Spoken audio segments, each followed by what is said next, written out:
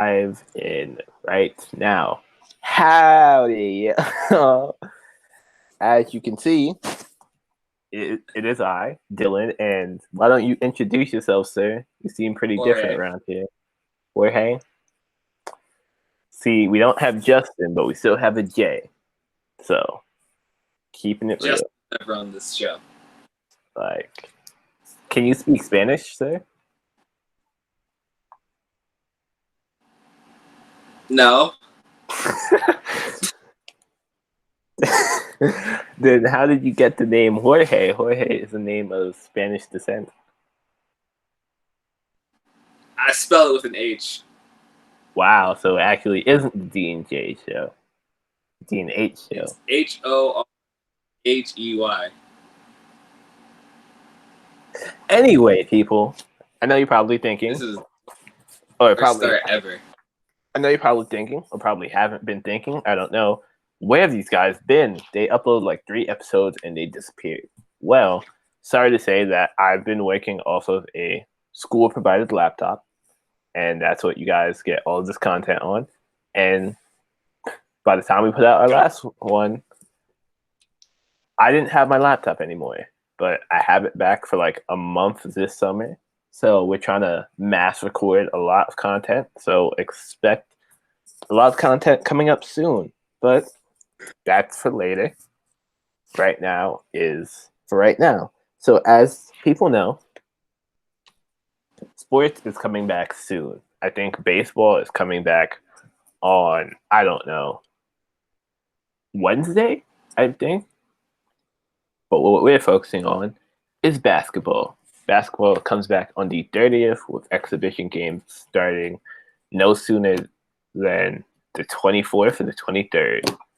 So, me and Justin, being avid fans of basketball, as the listeners have come accustomed to, we decided that we want to give our basically NBA recap before it starts back up. So, for those of you who don't know, the NBA will start back up on the 30th. Each of the 22 teams in the bubble play 8 regular season games, then go straight into the playoffs like they normally would. So, but a key component here is that these bubble games do not count towards season awards. And I think that is really important because now we have all the sample size that we need to really say and give you guys stuff like all NBA teams and award predictions. And also in this episode, we will be including our playoff predictions, how the bracket's going to look, and who do we have winning it all. So when we come back in September and look stupid, we can all sit back and laugh about how we were wrong. So, without any further ado, let's get right into business. I have to say, I didn't realize we had to do a whole playoff bracket prediction. I just predicted the champions. I mean, you can go as you go along. Okay. Because I did a bracket. Yeah. And gave reasons. The whole bracket, I was just predicting who won the title. Okay, so first we'll start with our all NBA teams. And all NBA teams consist of 2 guards, 2 forwards, and a center. And we're going to start from the 3rd team and work our way up to the 1st team. So, for the 3rd team, for the first guard, I have Russell Westbrook. For my guard spot, I actually also have Russell Westbrook. For the second guard spot, I have Chris Paul. Weirdly enough, I also have Chris Paul. Okay. For the third, well, not for the third, for the first forward spot, I have Jimmy Butler. I'm starting to think you just copied me because I have Jimmy Butler too. I think this is where we'll disagree here. For this second forward spot, I have Chris Middleton. Ooh, nah. I put Pascal Siakam, honestly. I didn't even think. Shoot, I understand Middleton because, he did damn near have a 50, 40, 90 season. Yeah, with the minutes that he plays, I thought he was very efficient season. He deserves a shout in my eyes. Yeah. Middleton. Personally, I still would have picked Siakam over him, but I can get behind that. All right. And for my center spot, I chose Joel Embiid. For the third team? Mm-hmm. Seriously? Mm-hmm. Wholeheartedly. Thought about it, too. For All-NBA third team, this is a bit weird because I'm not quite sure how many games he played, so maybe he doesn't even qualify. But I actually had Karl Anthony Towns. Makes sense. He's the third best center in the league. I think that fit him perfectly. But again, maybe he didn't play enough to qualify for it. Yeah, that disclaimer, we don't know what the qualifications are for all NBA in terms of how much of a percentage of games that you have to play. So we decided not to go with that. Also, this season is shortened as it is. So there's no point in penalizing people for not playing a specific amount of games, and we aren't going to be playing the full amount of games to begin with. And I'm going to come off as a hypocrite because for one of my awards, like individually, I discredited somebody for the amount they played. But I also have, no one cares about this spoiler. I got PG on my second team. So, obviously, I wasn't too consistent with a lot of these awards, but I factored in games played to the All-NBA teams much less than with the actual awards. Fair enough. All right, give me your first guard since I went first last time. I feel like this is obvious. I went with Dame. Right. I went with Dame also. He was wilding out earlier in the season. It was so fun to watch. Shoot. For my second guard spot, I'm assuming you have the same guy here. I put Luka. I didn't. You didn't put Luka? I put James Harden, to be quite frank. You put James second team. Yes, I did. I can't agree with you on that one. I don't know. I just feel like Harden has been scoring as he does every single year, but I feel like he's been inconsistent with it, to be quite honest. Like him and Westbrook are on and off about who wants to be good. Like one month it's legit. 1 month it's Westbrook, 1 month it's Harden. 1 month it's Westbrook, 1 month it's Harden. I just personally, in good faith, cannot put somebody who's averaging like 35 a game any lower than first team, honestly. I can understand that. In the MVP race, he's probably like third or fourth. I just can't see somebody who I have in topping the MVP race anywhere below first team unless they're really like a center, honestly. Yeah, that's fair. But me personally, I just have him at second team. Okay. I already told you PG, so who's yours? Kawhi Leonard.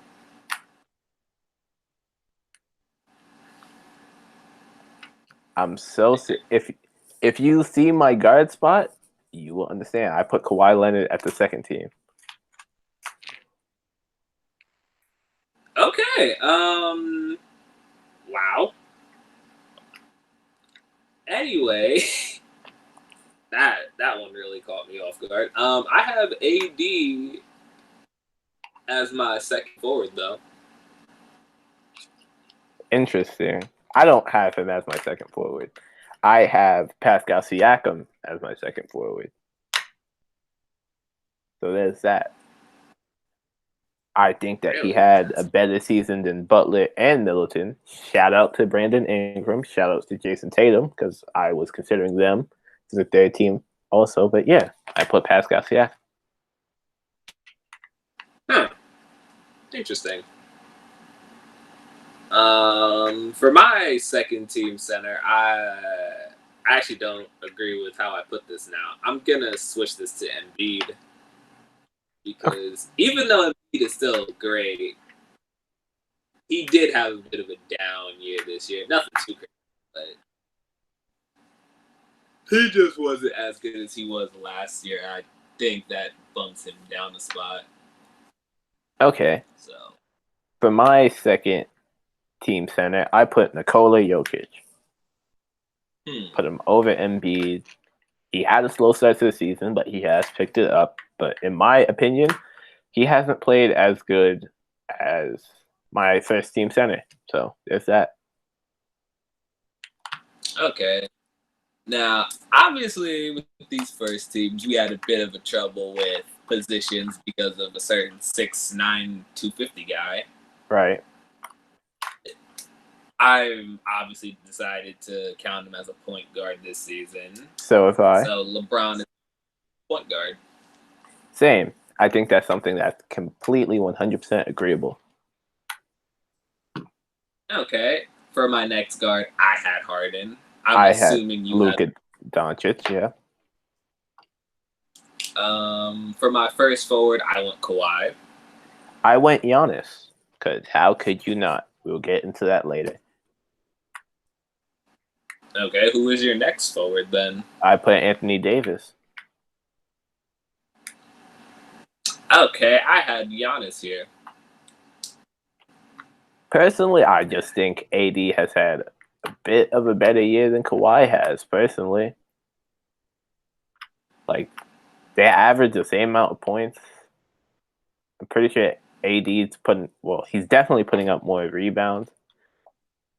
He's making a lot. It's hard to really get them because Kawhi is the best defender in the league, but AD is not that far off in terms of rim protection. He can also guard out in the perimeter. I think AD had a better season, even though I think Kawhi is the better player. So I think that's what this is all about here. Yeah, that was really the thing with me. It was like, I kind of did mess up because a lot of this is where I think these players rank above each other. But at the same time, I had to obviously factor in how they played this season because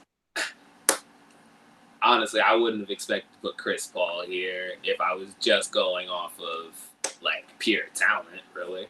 Right. But overall, not anything too egregious, I'd say. Yeah, it's I understand having AD first. I just personally would take Kawhi and Giannis first. Now, you want to know what I'm sorry to cut you off. You want to know what I realized? You look faded as hell. You look like you just came back from smoking weed and then putting on glasses and doing a terrible job at hiding it from your parent. I won't tell you about yesterday. Anyway. Who was your first team center? Karl Anthony Towns. Thought he really? played better. Despite him playing only 30 games on the season, I thought that he averaged more points than Embiid and Jokic. Doesn't have the assist that Jokic has.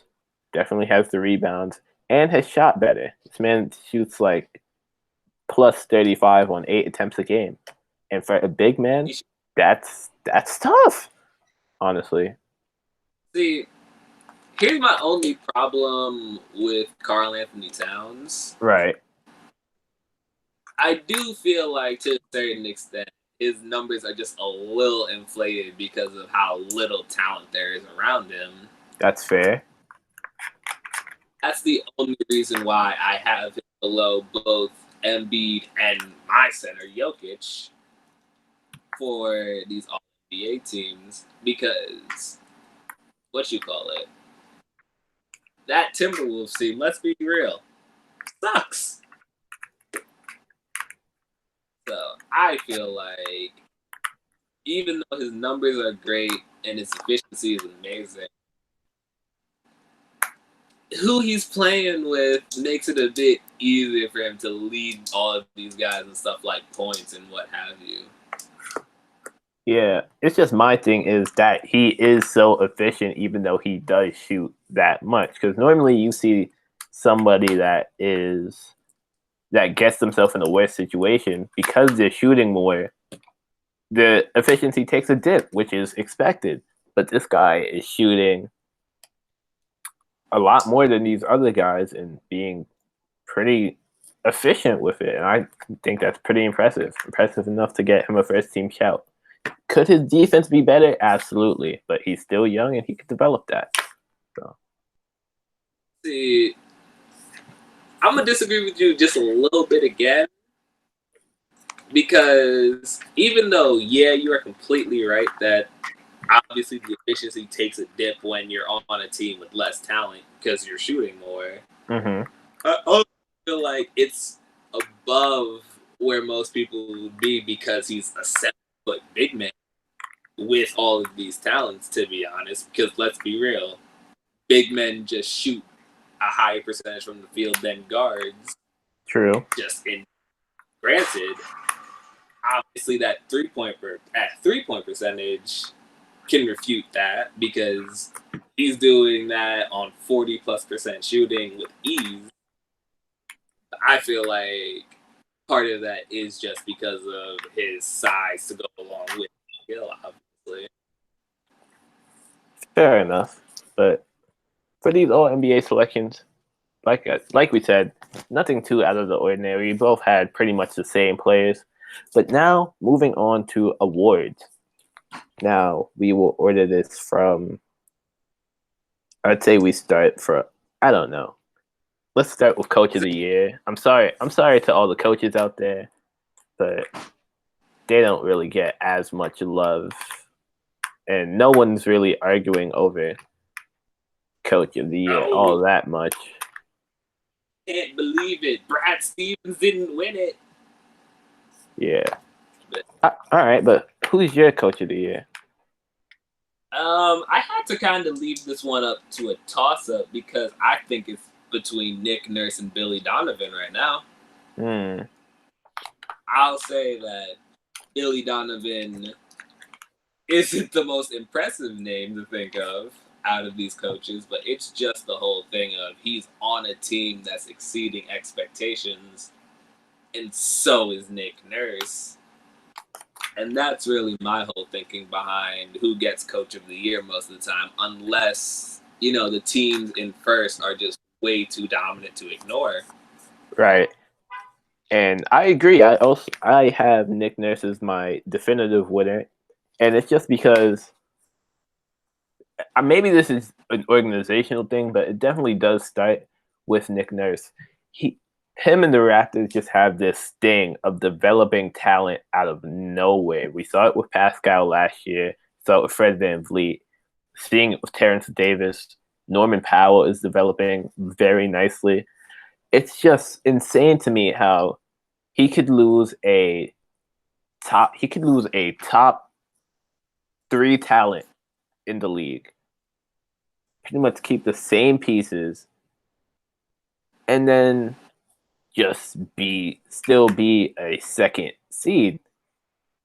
Now, granted, Dwayne Casey's Raptors have always been a good regular season team, but I feel like Nick Nurse's Raptors just have something extra to them that they can honestly compete. Now, are they going to win a championship? I'm going to just tell you from now, no, they're not.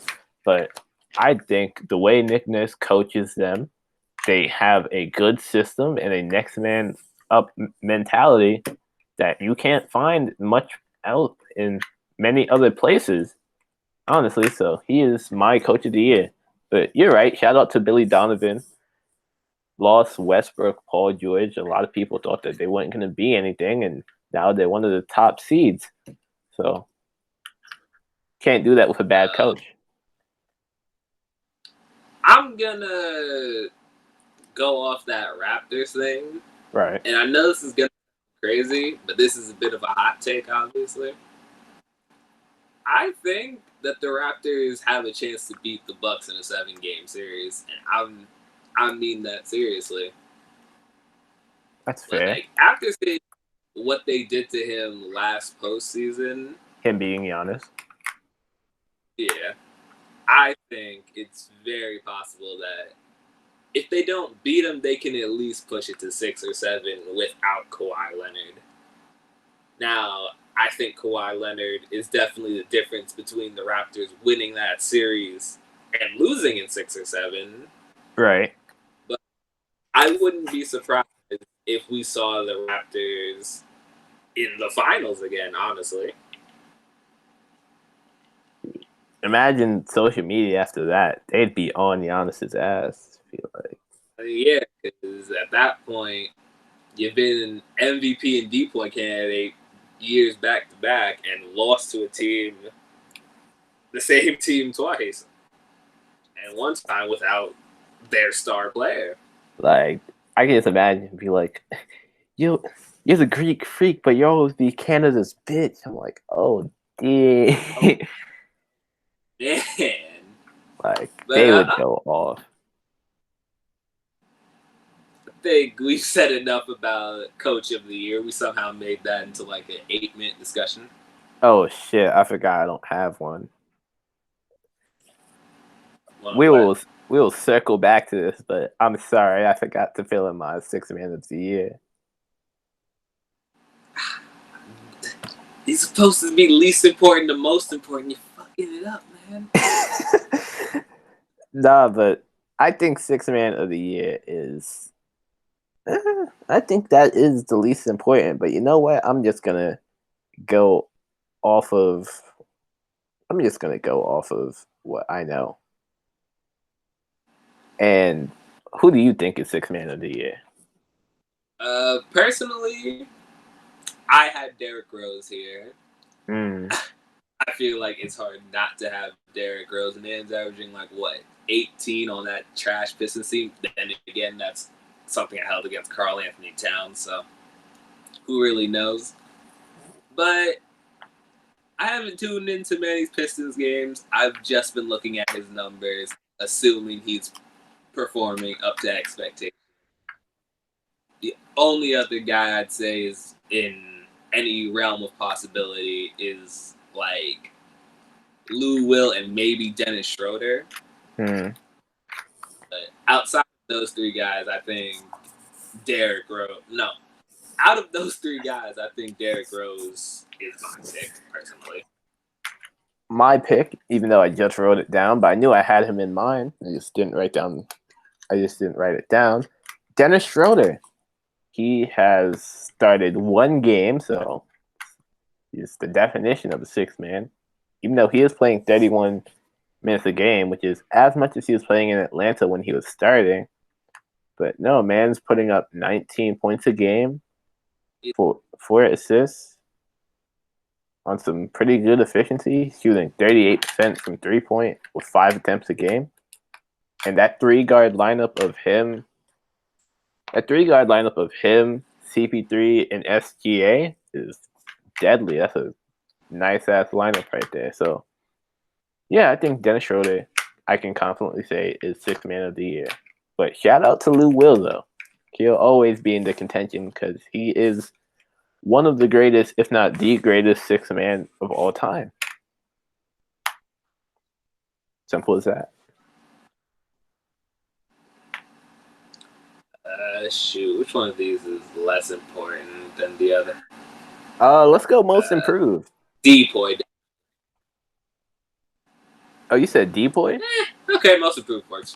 Yeah. I've completely forgot about most improved. Actually, I'm not even gonna lie.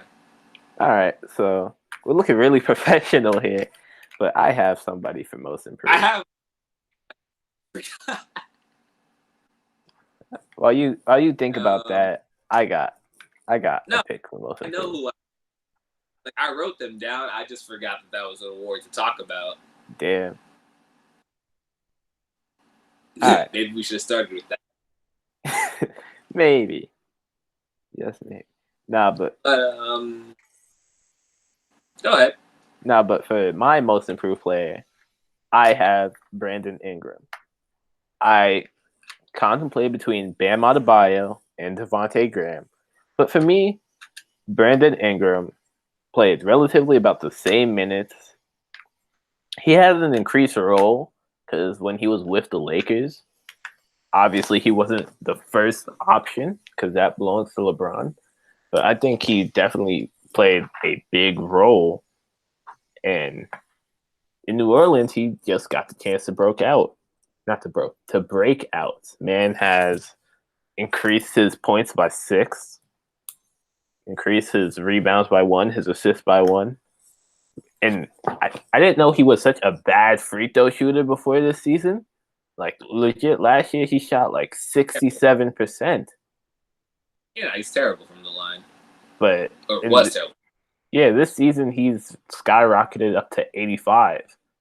That's hard work also. And then last year he shot 33% from the line. And this year he shot 39% from the line on 4.5 more attempts. And that's just the definition of improvement to me, honestly. Like, can't get much better. Shoot. I, like most people, had trouble deciding between Brandon Ingram or Bam Adebayo, but I actually went with Bam here. I can't deny the fact that Brandon Ingram had a fantastic season for himself. But, shoot, Bam legit doubled his points production. Obviously, now he has more minutes because Hassan Whiteside's gone, so. Right. Yeah. But I don't know. I think when I see Bam, especially on the defensive end, even though obviously he was never bad at it in the first place, he's just a monster on that end. What I've gotten to see, to go along with the fact that his passing is way beyond whatever I thought it was going to be. Like, I haven't seen a lot of centers in the league get me 5 assists a game, which is a lot more than I thought, honestly. Yeah. I'm not going to lie, I underrated Bam's passing, but continue. Yeah, he's one of the best passing centers in the league. But I don't know. It's like, I think really what won it for me is the fact that he doubled his point production, really. Which obviously is the most important part of basketball, in my opinion. Could argue 3-point shooting, but just being able to score in general. But I don't know. I guess it also came down to who I thought was worse coming into the season. And I just thought Bam was a few ticks below Brandon Ingram, and now I feel like they're kind of on the same level of player, really. Yeah, that makes sense. But I guess for me, it was like the minutes per game, because Brandon Ingram played relatively the same amount at 33 minutes a game, yet he's increased so much, and yet Bam went from 23 minutes to 34 minutes. Now, is that something that he can control? Absolutely not. But when you definitely have more time out there on the court, and he's a hard worker, sure, of course, he has to be in order to get that good. But I just think it was impressive to see that much of an increase in Brandon Ingram's play in relatively the same amount of time, just getting better in the space as a first option. Now, is he going to be a first option come next season? Probably not, being that Zion is the talk of the town. But yeah, I thought that was more impressive to me, other than Bam doubling his points in more minutes. Yeah, I definitely think, for me, it's really close between those two. I had it split until like the last 30 seconds. But it's like, I don't know. Probably by tomorrow I'm going to be saying Brandon Ingram, but for now my pick is Bam. Fair. All right, I guess we'll go to D-Boy. And honestly, this is such a hard thing to really rate, especially if you're not watching these guys constantly, because defense is not something that you can really measure in pure statistics. Because Like, the guy who I put doesn't have that many great defensive statistics, like box score, but he definitely is a high class defender. And shoot, all the best defenders in the league sometimes don't even think. I'd say Kawhi Leonard is the best defender in the league right now, but I didn't consider him when looking at this D-Boy discussion, honestly. So It's a very weird thing when you're doing defensive player of the year because, as you said, you have to really be watching those games all the time. And I have not kept up with every single play of every single team. But I think I just know the consensus picks, and I'm just picking based off the little I've seen and obviously the consensus picks. fair. But So, you can say yours first. I think I've said Oh, yeah. mine first a couple times. I went with Giannis here. It was like I don't have really anything to say about it. We know Giannis. That's about it. Yeah, that's fair. I went with Giannis also. I actually took the time to get some stats so I knew what I was talking about. But he is obviously he grabs a lot of boards. He only gets 1 block and 1 steal a game, but like I said, it doesn't show how good a defender is. But what stood out to me is that he's a leader in defensive win shares, which is basically how much you impact the game based off of your defense.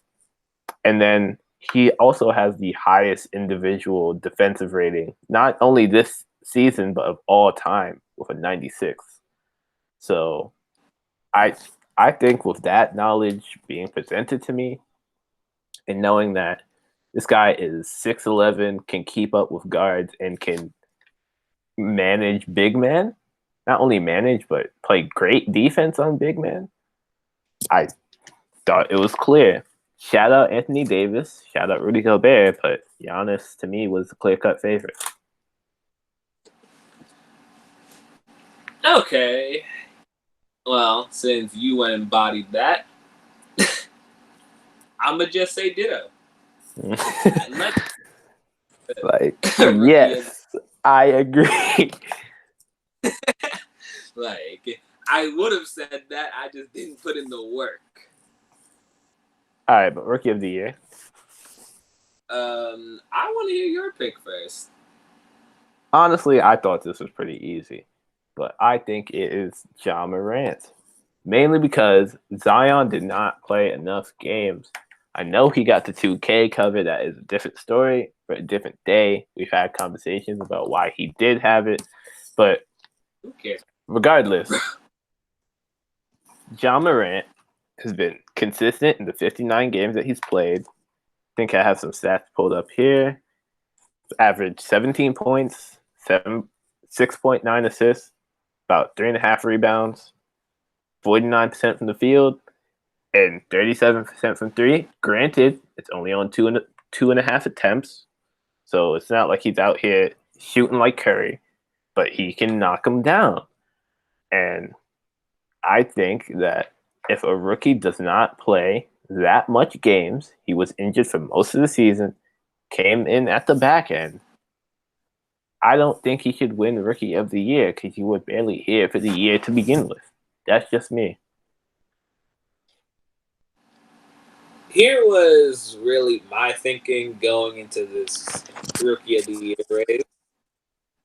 Because, again, if I was just going off statistics, obviously I would have picked Zion.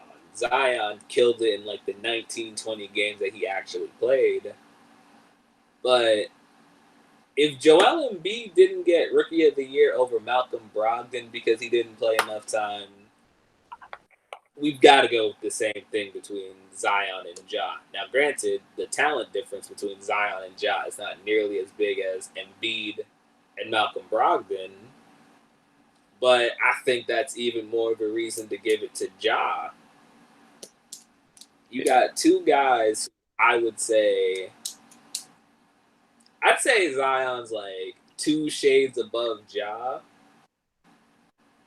but one's only been doing it for like a quarter of a full season, if that long, and Ja played majority of this year, so that's really the only thing that had me pick Ja over Zion. Yeah, like it's unfortunate, but that's how it works. Honestly, like can't really pick much different. Now for the big boy, the moment that every NBA fan argues over. It doesn't matter what, doesn't matter who wins it. There's always someone that disagrees. Oh, he should have won it. Oh, he got robbed. Da da da da. The most valuable player, the MVP award. So, I think this was pretty clear cut, despite my preferences. I think we should say this on 3. I think we should say this on 3 because I'm pretty sure we're gonna be the same. All right. Okay.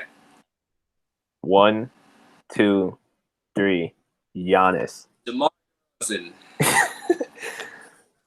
Boogie Cousin. Boogie Cousin. Was DeMar not the right answer? Sure. He's the MVP of our hearts. Yeah, I mean, his astonishing, 17% 3-point shooting, it's really what won me. Chef's kiss. No, but it's Giannis. It's doubt in my mind. Guy, Chris Middleton. It's that guy whose name that we can't pronounce. But it was really Giannis. That's true. You could make a case for Braun. Later in the season, he did have those 2 statement wins over Giannis and Kawhi and his Clippers, but Giannis has been doing this all season consistently. He's over here averaging 30 points and 14 rebounds. And what killed it in 29, 30 minutes, and he's done. This man just putting up 30, 14, and 6 on 54.7. And then this is really, well, not the kicker, but this is what shows me that he's trying to improve, is that he's shooting 31% from 3-point on a career high of about 5 attempts a game. And I think that he really is trying to develop that shot and become the best player that he can. And like everybody says, once Giannis starts being able to shoot threes consistently, it's over. It's over for the league. Because what do you honestly do? Teams can't build a wall against him anymore. And at that, even if he only gets up to 34%, right? Mm-hmm. Say he shoots 36 attempts a game, you still can't just leave that guy wide open and expect him to miss it now. So if this gets even just a slightly below average jump shot, it's over. I will say though, and shout out to Rusty Buckets, Justin definitely put me onto him. He's a great YouTuber, makes quality videos. I think he made a great point in one of the videos that he made, is that Giannis needs a Kobe type of player. And I'll wait because Justin went to do something off camera. But I'll just speak to the audience. Giannis needs a Kobe type player in the terms that Giannis is a Shaq type player. He's a big man at heart. He's 6'11", should be down there, but just he can't really create his shot that well.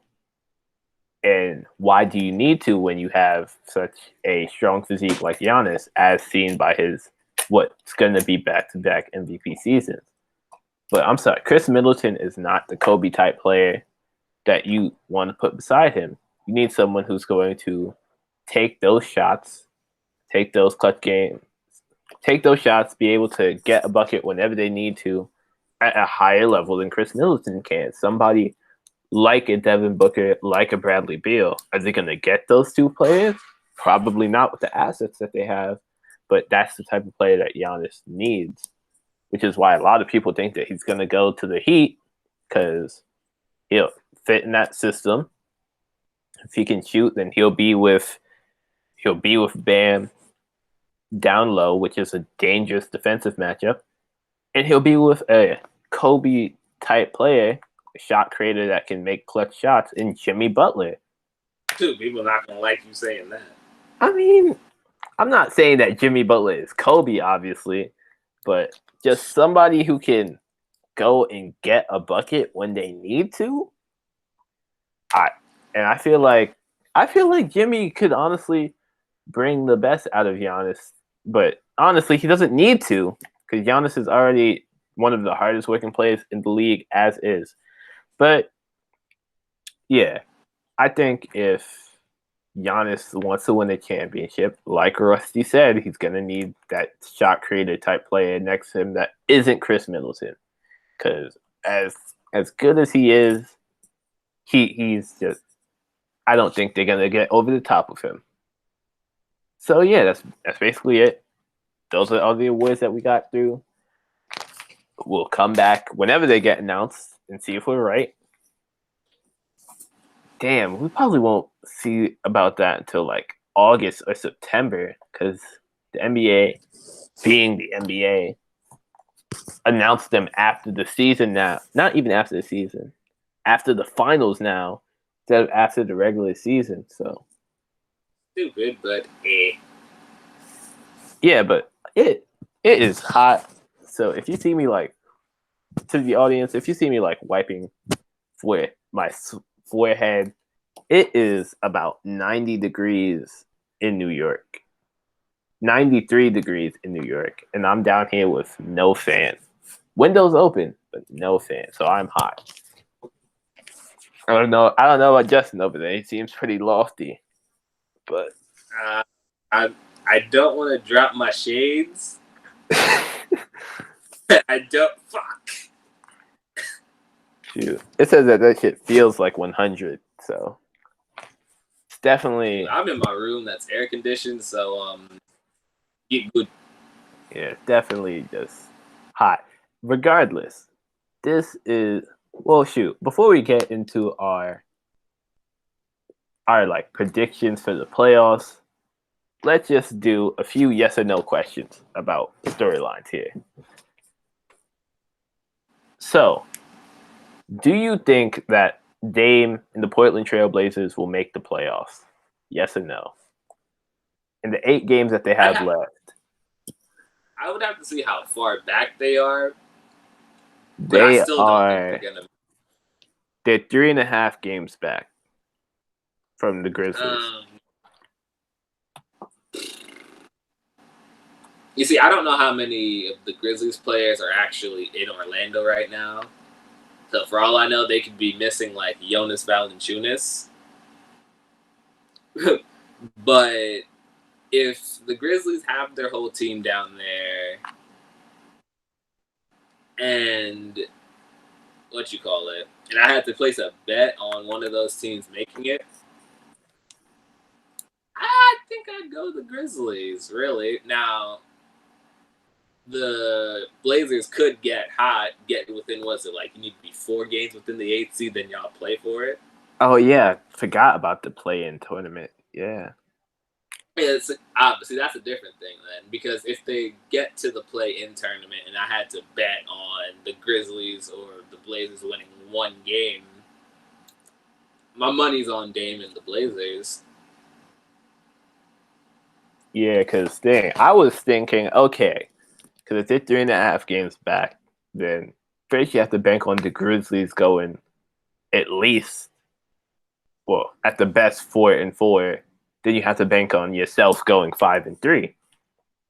But I totally forgot about the play-in tournament.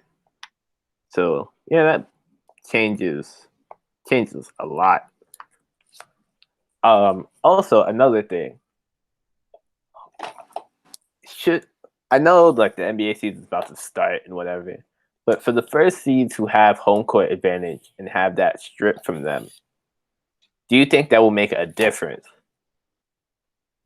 Because normally, first seeds have.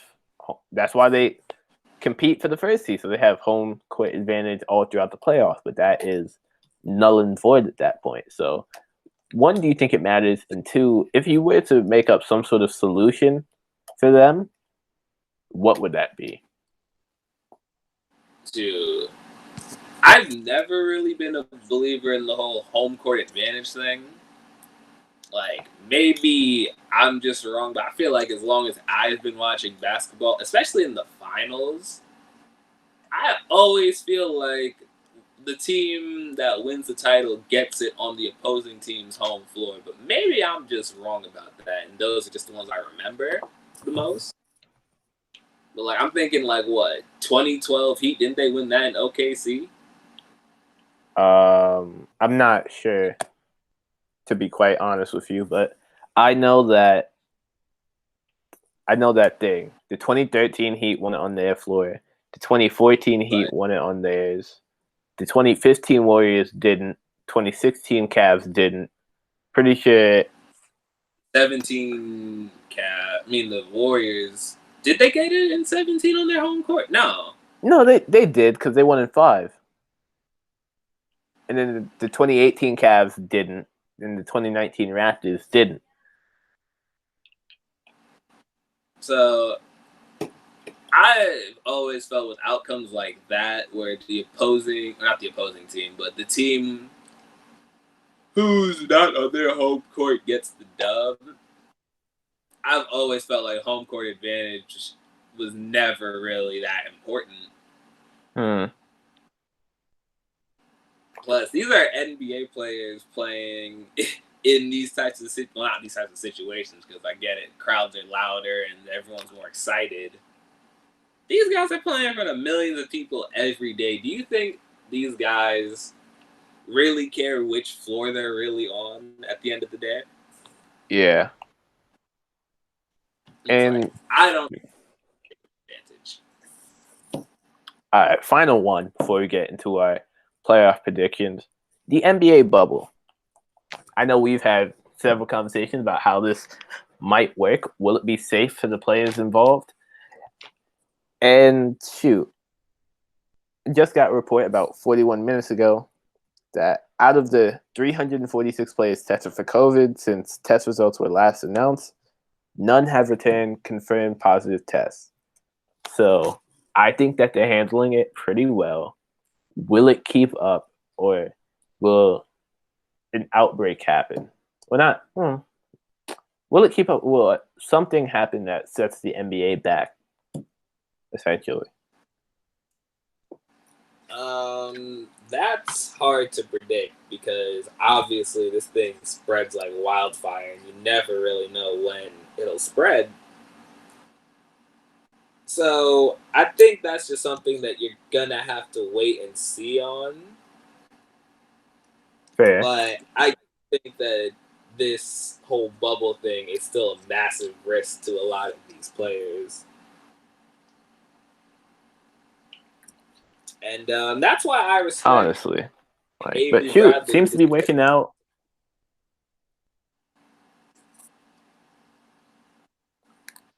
Yep, but shoot, seems to be working out for people. And all right, well, any further ado, I know I have a cemented bracket here. I'll just give who I think wins the series based off your bracket. But shoot, here's who I have because I think the seeding will change up just a little bit. So we have. Are you gonna write it down? Yeah. All right. So I have the Bucks at 1, the Raptors at 2, the Celtics at 3, the Heat at 4, and here's where the switch comes. I'm switching the 76ers and the Pacers. 76ers are 5, the Pacers are 6. Because I think with Brett Brown trying Ben Simmons at point guard and having at power forward, and having Shake Milton at thing, and also Oladipo not being there for the Pacers, I think that out of those 8 games, because they're tied right now, they're both 21 games back of the Bucks, I think that the 76ers will come out on top. And then Okay. the other thing, the Magic at 7 instead of the Nets, because the Nets team is ravaged. They don't have Spencer Dinwiddie. They don't have Kyrie Irving. They don't have DeAndre Jordan. Like I don't know if they have Joe Harris, but I know they do have Karis LeVert. So Hey. I don't think that the Wizards are getting close to them. I don't know why the hell they're here, especially since Bradley Beal isn't there, if I'm not mistaken. So, okay, that was your East. And then in the West, I have the Lakers at 1, the Clippers at 2, the Nuggets at 3. Here's where the change comes in. Because right now, I think how it's set up, it is the Jazz 4, the Thunder 5, the Rockets 6. But I have it so it's the Rockets 4, the Thunder 5, and the Jazz 6. Mainly because I don't know how good the chemistry is between Don and Rudy Gobert.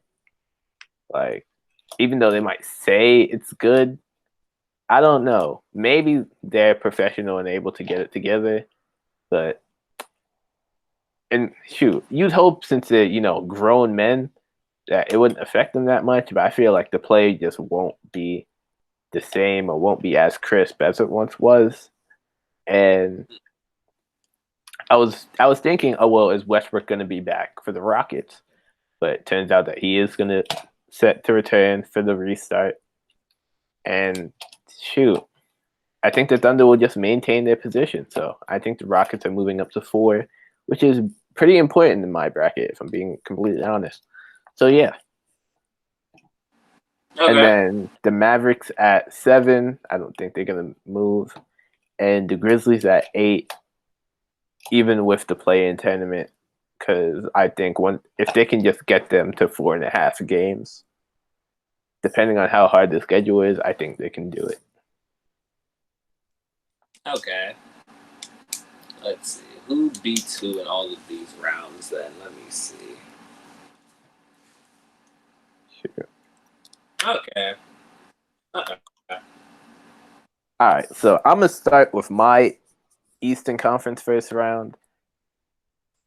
I have, so this would be the Bucks and the Nets. I have Bucks in 4 with the note being Nets are dead. That is all I wrote.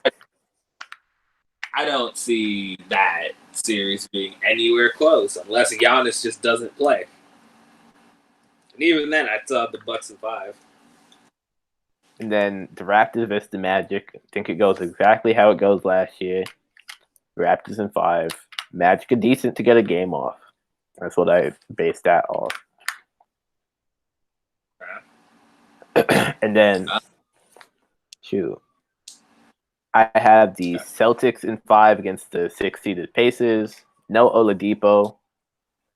I think Boston is pretty well coached. They're better than they were last year. I think that was pretty easy. I think I'm going to go Celtics in 6. Just because I think it's just going to be a whole thing that they underestimate the Pacers with no Oladipo. And they'll just drop 2 games off of that alone and then be like, oh shit, we actually got to play basketball.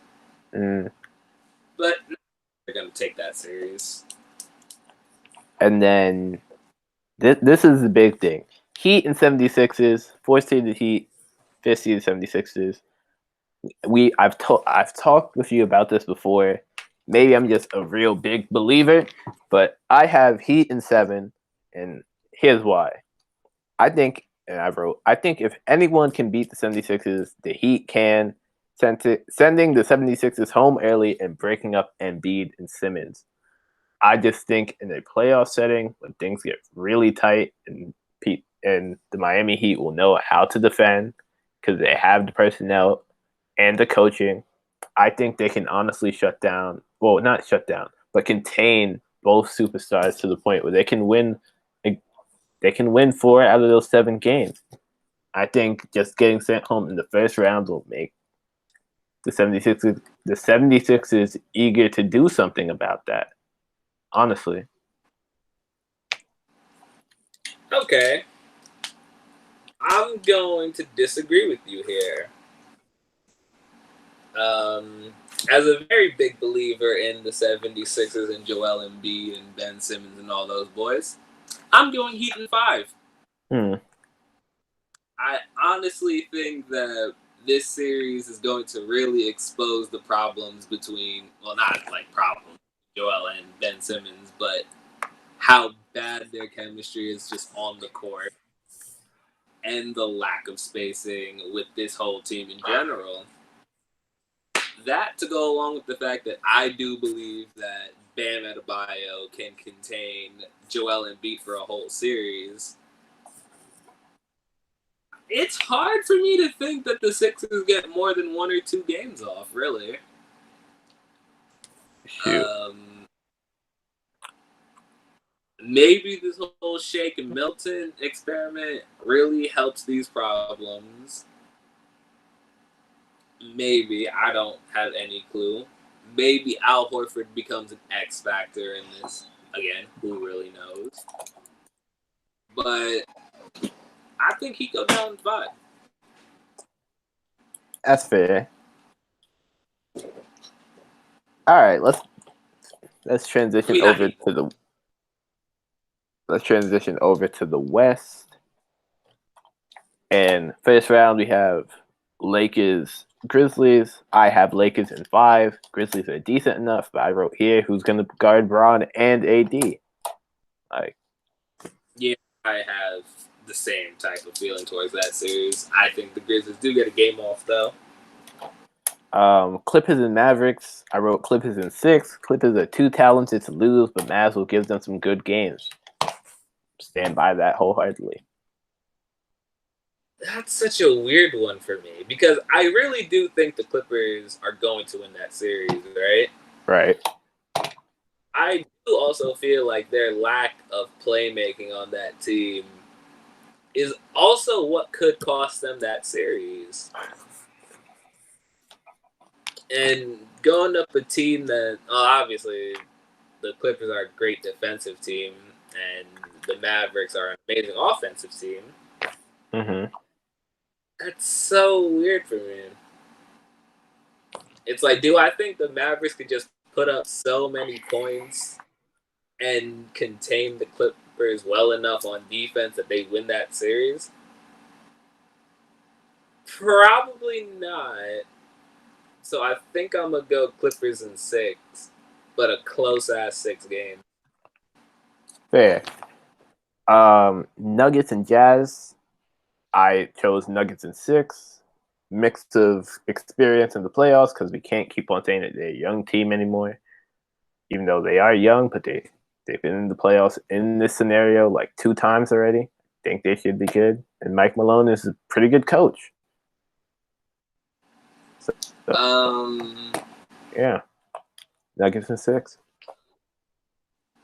Yeah, I think I'm going to go Nuggets in 5.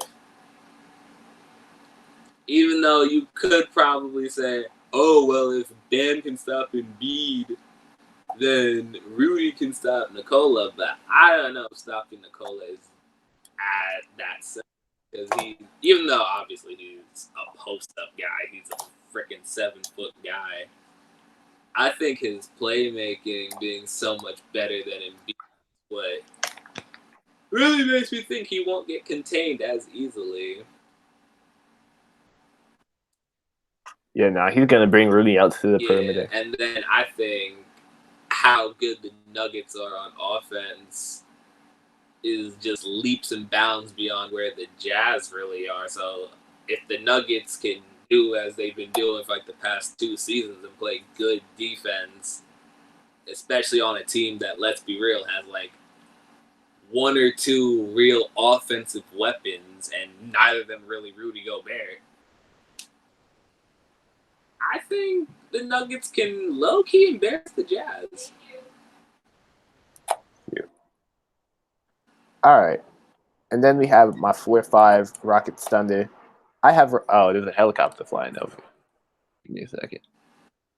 No, but I have Rockets in 6. I think star power should be enough over a well-coached team like the Thunder. Or the Thunder, like I wouldn't be surprised if the Thunder won, but I'm gonna be over here saying Rockets in 6 because of the star power. I don't really have much else of a reason, to be quite honest with you. Again, that's a bit weird. I do think the Rockets are taking that because, as you said, they just have more star power. But I guess it just becomes a whole thing of how much does Steven Adams make a difference on this series. If Steven Adams goes up there, all right. Yeah, I got you. Sorry, guys. It's Justin's mother. We'll be fine, though. But, yeah. I think it makes a huge difference as to...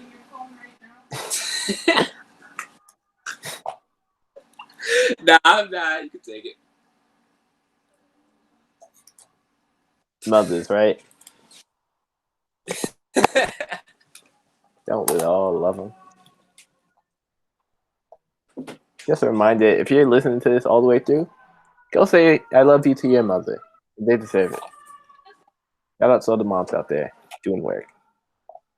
Hey, I love it. But wait again in the middle of all this. But anyway, again, it matters how much Steven Adams matters to the series, really, because if he comes out here grabbing like 25 rebounds because the dang Rockets don't have anybody who's above 6'10" playing besides like Robert Covington, I think that could be a huge deal. Because it's one thing if they're getting defensive rebounds, right? Right. But if you're going teams to get these second and third opportunities to get a bucket, you're not going to stop them that many times unless you're just really lucky. So if Steven Adams can get on the offensive glass, the Thunder can win that series. But my pick is the Rockets.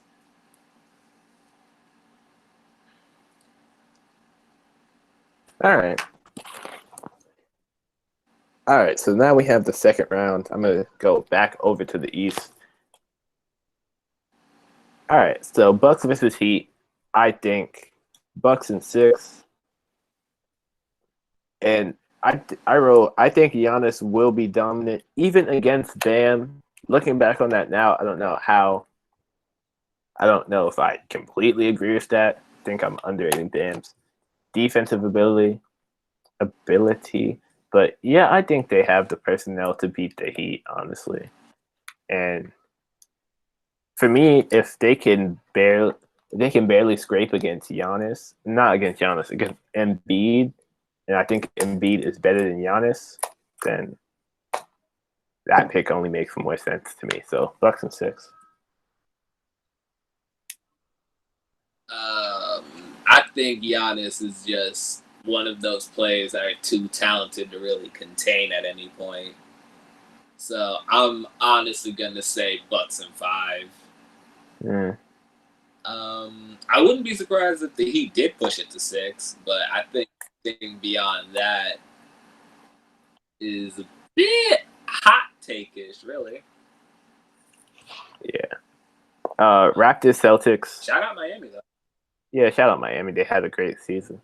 Raptors Celtics. I have Raptors in 7. I think the Raptors have defensive personnel that can really lock up the Celtics in exactly when they need them to. But the Celtics are not pushovers either.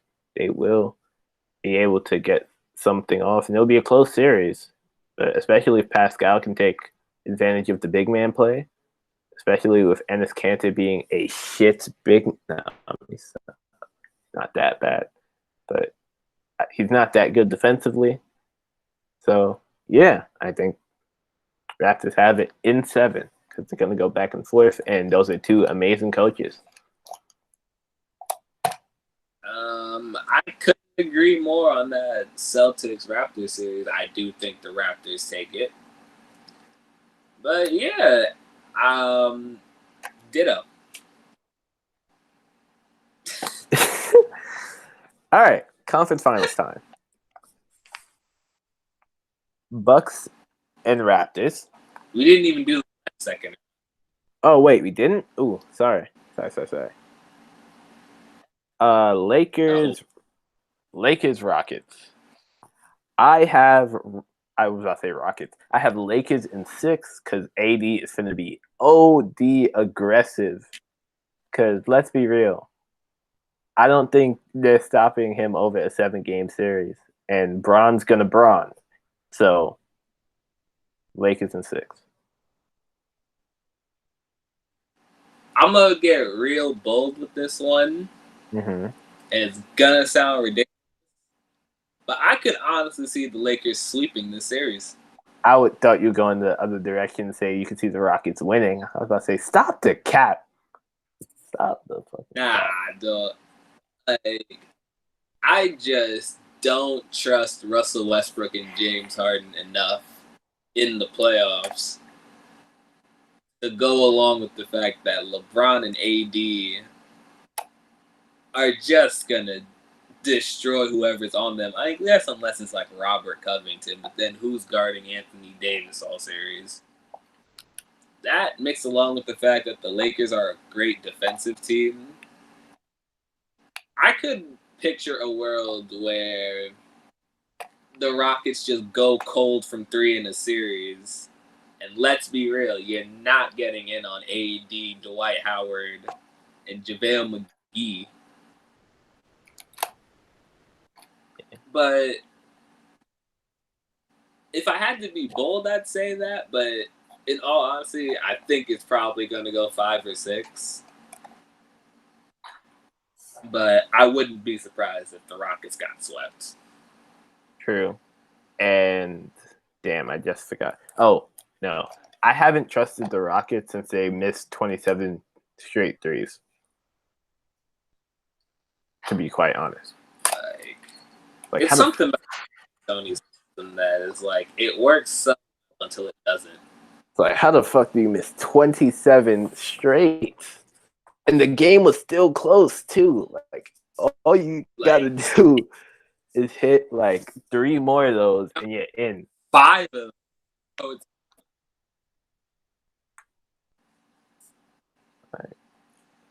I've never trusted them since.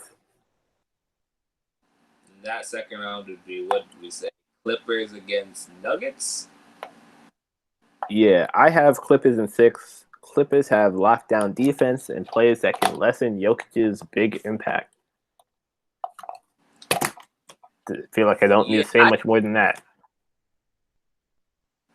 I think this is low-key going to be a really ugly series because the Clippers are great defensively, but the Nuggets are not that much further below them, despite obviously the personnel difference. Mm-hmm. So I think this is really just going to be an ugly series on offense. And if I had to bank on one of these two teams coming out of a series that's, defensively made, I'm still going the Clippers. But give me Clippers in 7. All right. Now that we actually went to the West, let's travel back over to the East for the conference finals. I chose Bucks in 6 over the Raptors to this point because Raptors have most of the same personnel, but without the star power of Kawhi, I don't really think they can get things to swing their way like it did a year ago. So that's where I'm at.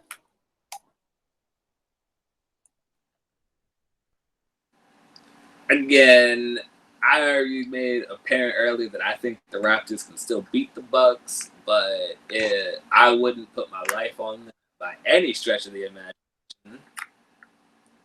I wouldn't even put my life for Steph Curry making a free throw. But Yeah, nah. I just think the Raptors know how to contain him. They have the personnel to do it still. But without Kawhi, they just don't have enough to get over the top. So I'm going to go Bucks in 6. And then here's the one that we were robbed of, people. The Battle of LA is meant to be in the Staples Center. Just one of the greatest playoff series of all time, snatched by COVID-19. But shoot, in my bracket, we're still going to have it this time. Maybe even mic'd up. I know Pat Bev's definitely going to get intense selling his fucking white tees down there in the bubble. But when we get down to it, I'm not betting against LeBron. I'm not. That would be not wise of me to bet against LeBron. And I think LeBron and Kawhi will cancel each other out, being how good both of them are. And that leaves the second stars and the rest of the personnel. And I don't think PG will outperform Anthony Davis. And with how the rest of the personnel is set up, again, shout out to Rusty Buckets, but the way the Clippers have shot creators that are based on making tough shots and how playoffs defense gets tougher, I have the Lakers taking it. I think the Clippers will get physical with them because that's really their thing. When you have Pat Bev and fucking one of the Morris twins on the same team, how can you not? But I have Lakers in 7. It will be a hard-fought series for sure, but I think Brown and AD are going to the finals.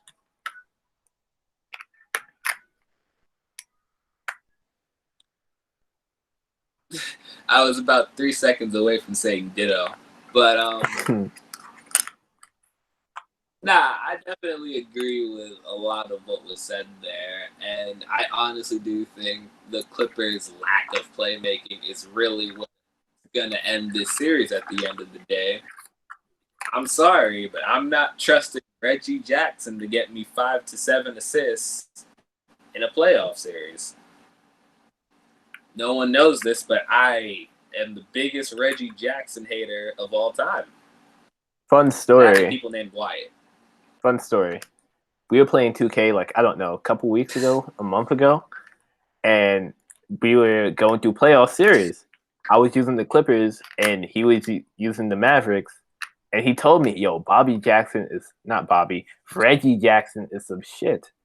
And I'm like, all right, I didn't think he was that bad. I'm going to put him in. Maybe this is a testament to how bad of a 2K player I am, but Reggie Jackson got sauced by J.J. Barea. Like, J.J. Barea ended up being almost the leading scorer, if not the leading scorer, off of one stint being guided by Reggie Jackson. So, there's that. Yeah, like legit, J.J. Barea, because we only played on 7-minute quarters or what have you, right? Mm-hmm. So I had only subbed in JJ because Luka got tired by the end of the second quarter. So JJ legit played 3 minutes that entire game and had 15 on 5 of 5 or something crazy like that. Mm. And didn't see a moment for the rest of that game, but was my leading scorer.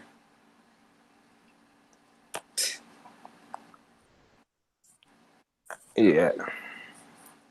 But there you go. But anyway, finals time. Bucks, Lakers, the 7-game series in the bubble. Who do I have and why?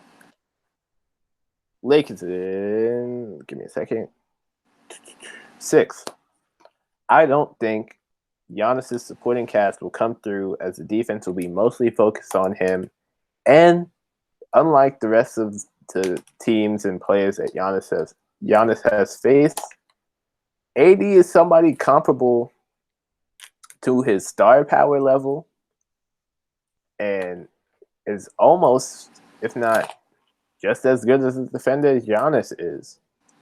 So I think they possibly cancel each other out, and Bron will do Bron things.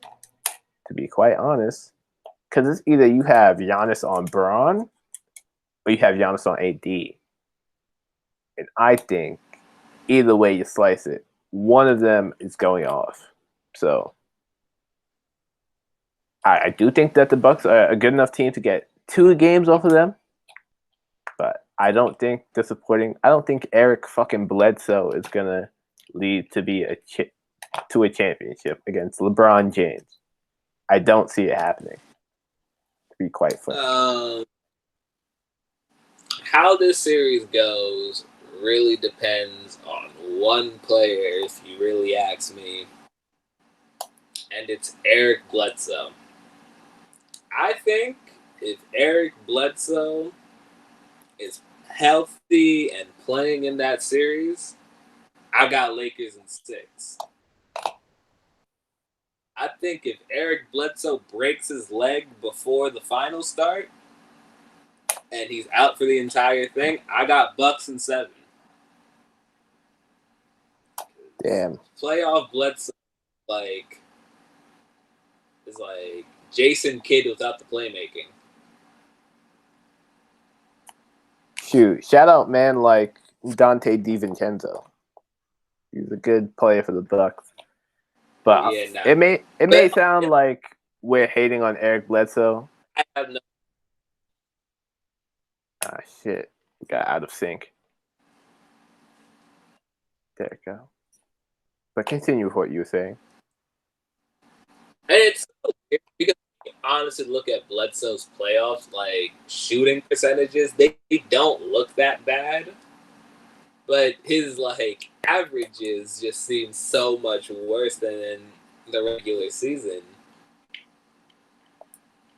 And I'm sorry, ever since he got absolutely shifted to another planet by Terry Rozier, it hasn't been the same. It really hasn't. No, I don't even know who the guy is. It's like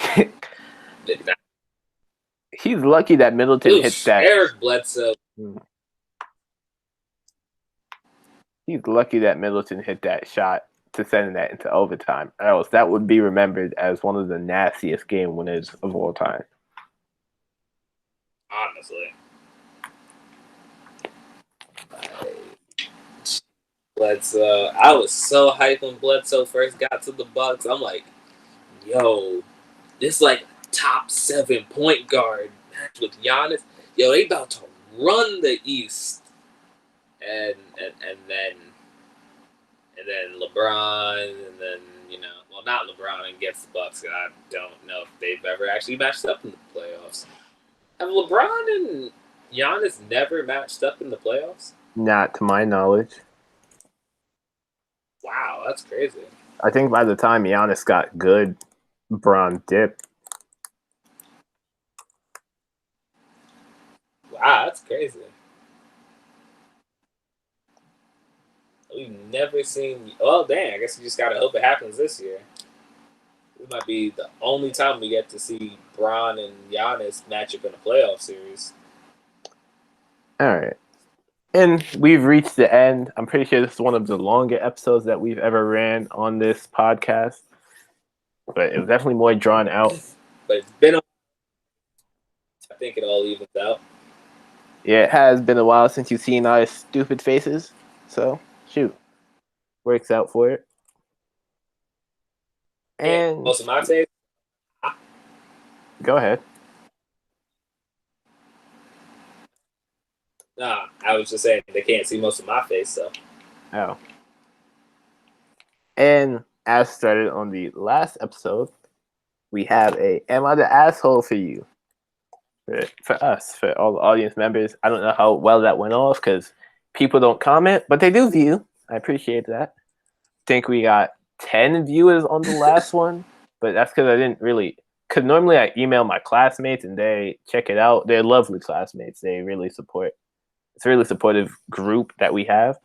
But yeah, I didn't email them that time. Still got 10 views, which is, shoot, it's consistent. It's nice. We've gained 2 subscribers, so shout out to them.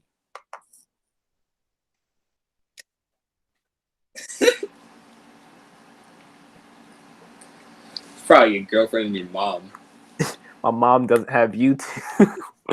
My mom doesn't have...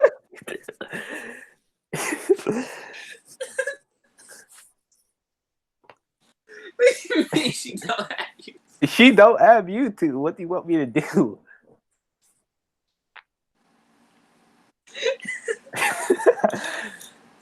Hey. No, it's my mom, and then it's me on another Google account. He just makes like 7 different Google accounts. Nah, but genuinely, it's this. I don't know his name, but he goes to like the same program that I do. He's a fire YouTuber. I think his YouTube is Young Black Life.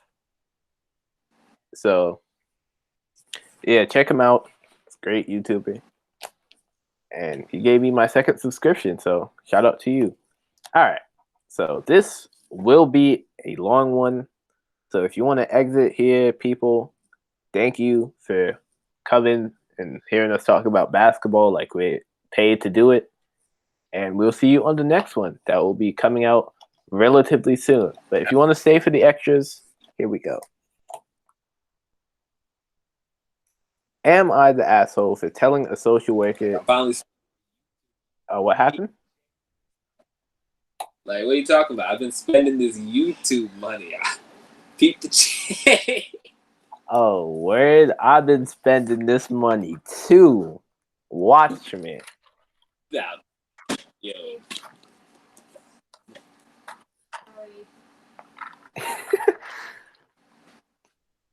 Nah, but watch me. I need some other place up.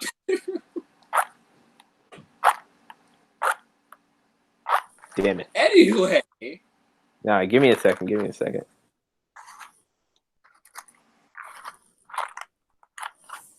This guy is such a professional. Such a professional. I've been spending that YouTube bread. Look at this. YouTube bread. Had to put it out. Like 3 seconds. Look. Had to put it out before it reached my finger and burnt me. Just detective off. No, but the smoke detectors are fine. Probably smell like fire for a couple seconds, but it is what it is. Anyway, the reason why people, probably like 2 people are here. Okay, so here it goes. Am I the asshole for telling a social worker the real reason my sister wants a foster kid? This person says, this is a throwaway account. This, that, and the third. You good over there? Hear a lot of camera movements. Yeah. I'm good. Shoot. So, I'm a 28-year-old female, and I have a sister, 36-year-old female. For the sake of the story, I'll just call her Jane. Jane is married to Bob, and they have 2 kids, a boy and a girl. My niece and nephew are wonderful kids and are no trouble at all. They fight as siblings do, but nothing big. I love them. Now, for about 2 years, I did live with my sister. It was a miserable time that affected our relationship. She saw me as free labor, money, and babysitting. And even when I managed to get a small part-time job, she demanded I hand over nearly half my pay or get out. It was hell as she took complete advantage of me. I moved out as soon as I could, and we have little contact outside the family gatherings. Now, after I moved out, she started complaining how she has no help with the kids and never gets a break. I babysit sometimes, but I have made it clear just because I am off work doesn't mean I want an 8-hour day with my niece and nephew. Anyway, she started talking about how she wanted to foster a kid. Not a kid, but a teenager. I pressed her for more info on this. She wants to adopt a teenager so she has a live-in babysitter for her kids. This is her logic.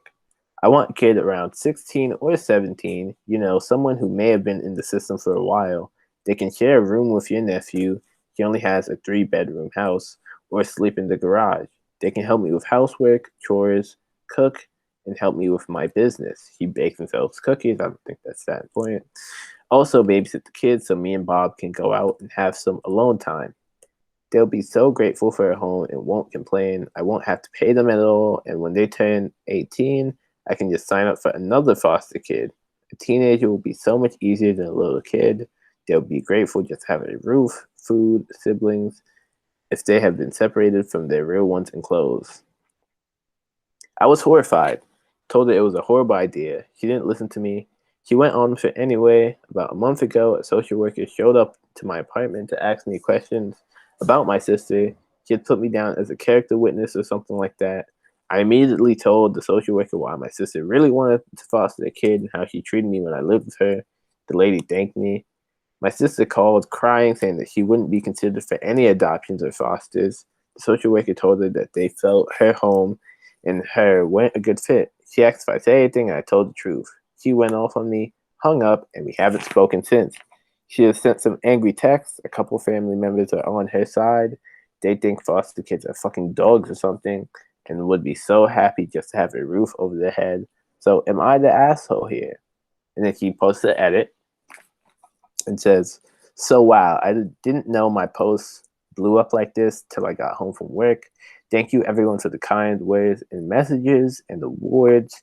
Remember, no child is in control of the circumstances that may have landed them in the foster care system. They're still children, still human. They deserve a loving home and care. Do right by a foster kid, and thank you again. Feel free to message me or chat if you like. I mean, let's get this straight, like from the beginning. Mm-hmm. The person who told the service worker all about their sister is not the asshole in this case. Not at all. I think he 100% did the right thing, even though it's tough. That's a tough thing to do, to thing on your own sister. But yeah, that was 100% the right thing to do, and not many people would have done it.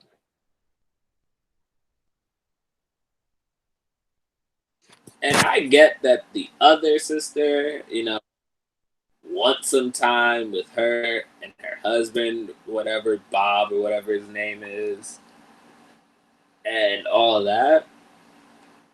But there's better ways there has to be better ways to go about it than this. What those ways are, I'm not sure.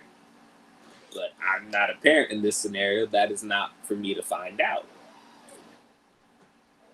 But that just sounds like, it damn near sounds like slavery with that at that point. You have somebody who's just to be there. Basically not working for you, but watching your kids under your roof, and they're just supposed to be happy with that. And shoot, who knows? Maybe she'd care for the kid like that. But with your mentality just being, I just want you to watch my kids, I doubt that she honestly would. And I think it's fucked up for you to foster a child and the only thing you really want them for is to watch your own fucking kids. Yeah, it's like, I wouldn't say slavery, sort of. I would say indentured servitude, to the point that you go. You're giving them food and whatever and a place to live, but you're giving them a house, not a home. And what I mean by that is you're giving them some place to stay, and I guess that is somewhat noble. But for you to not take them in as a child or as a family member, as just someone to babysit, except you don't have to pay them, that is despicable on all levels. And the social worker is right. You're absolutely right. You're not suited to have a foster kid if that's what you're going to get that for. Like, that is sickening. And I'm really glad that she didn't get it. Honestly, that sister did the right thing. Not the asshole, just a good Samaritan. So it's like, there was no better time to do it, unlike the last one that we did, There was no better time to do this. There was no better way to handle it whatsoever. How she went about that was completely right. And she shouldn't feel any type of way about it. I'm going to give that an upvote right there because she did the right thing. All right. So, yeah, especially knowing that her sister is her, like, dog. So. Yeah. With that being over, guys, this is the end of the podcast. If you're listening to this on Anchor, you'll probably hear some sponsored message or something to close it out. If you're listening on YouTube, thank you for watching. And just know that the month that we have this, that I have this laptop, we're going to really be trying to crunch out content. So, yeah, so be on the lookout. This should be a place that you should be coming back to. So, yeah, later, guys. Thank you for watching. We hope to see you again soon.